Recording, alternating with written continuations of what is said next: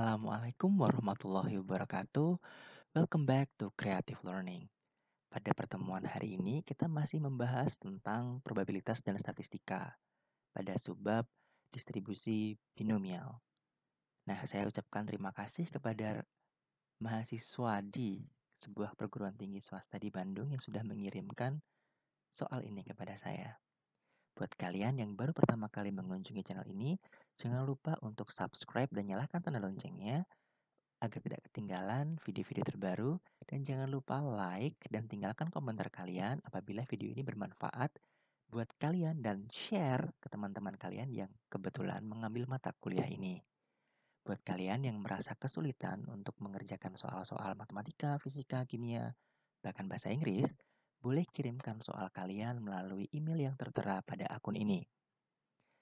Oke, tanpa berbasa-basi lagi, kita akan membahas soal yang sudah dikirimkan. Sebenarnya saya pengen sih menjelaskan kenapa sih kita perlu belajar ini gitu ya. Mungkin buat kalian yang sudah semester berkuliah gitu ya, ataupun mungkin kelas 12 IPA gitu.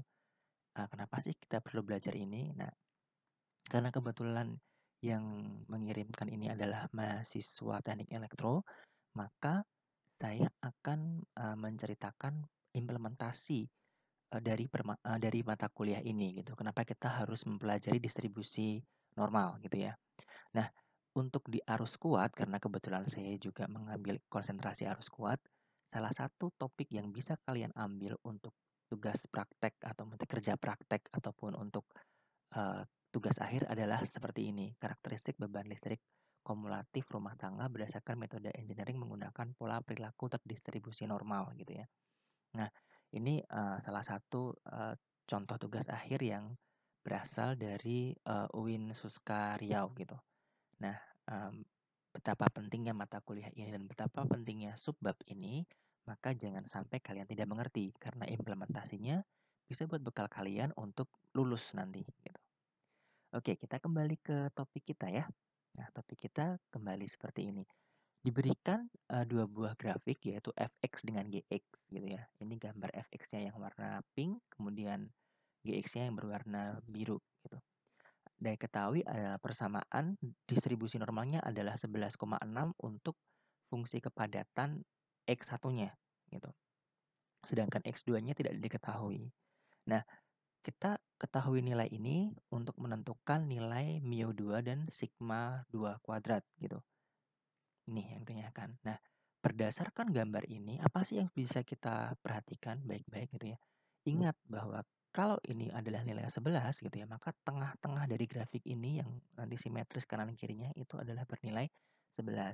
Berarti kalau dia itu ternyata puncaknya, gitu, titik simetrisnya itu berada di sebelah kanannya, kira-kira nilai mu-nya lebih kecil atau lebih besar kira-kira? Oke, semakin ke kanan berarti nilainya akan semakin besar, betul sekali. Nah, kemudian kita lihat juga bagaimanakah perbandingan antara sigma 1 dengan sigma 2-nya. Kita untuk pembahasan soal yang sebelumnya gitu ya, kita sudah tahu bahwa apabila sigma itu nilainya semakin besar, maka dia akan menghasilkan grafik yang lebih landai dan lebih lebar gitu ya. Lebih gemuk dan lebih pendek seperti itu. Nah, kalau sigmanya itu semakin besar, semakin kecil, maka maaf, jika nilai sigmanya itu semakin kecil, maka dia akan menghasilkan grafik yang tinggi dan langsing seperti itu. Variansnya ya di sigma kuadratnya gitu ya.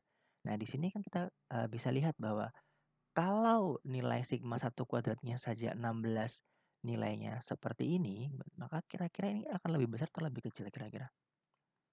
Gitu. Kira-kira akan lebih kecil, maka nilainya akan lebih tinggi dan lebih langsing begitu ya. Nah, berdasarkan analisis dari soal yang sebelumnya, maka kita bisa memberikan jawaban seperti ini. Nah, perhatikan baik-baik. Nah, nilai 11 itu ya berada di tengah-tengah begini. Nah, ini mu2-nya, maka dia nilai mu2 akan lebih besar daripada 11. Sedangkan sigma 2 kuadratnya akan lebih kecil daripada nilai 16 karena dia lebih ramping dan lebih tinggi. mudah bukan? Nah, jangan malu-malu untuk bertanya karena malu bertanya sesat di jalan. Terlalu banyak bertanya memalukan. Oke, sampai di sini dulu pembahasan untuk distribusi normal. Kita ketemu lagi untuk video selanjutnya yaitu tentang hipotesis ya, uji hipotesis. Oke, terima kasih banyak atas perhatiannya. Sampai ketemu lagi. Jangan lupa ya. Jangan lupa untuk like, subscribe, komen, nyalakan loncengnya dan share ke teman-teman kalian apabila video ini bermanfaat buat kalian dan teman-teman kalian yang sedang mengalami kesulitan yang sama ataupun sedang mengambil mata kuliah yang sama. Terima kasih atas perhatiannya. Assalamualaikum warahmatullahi wabarakatuh.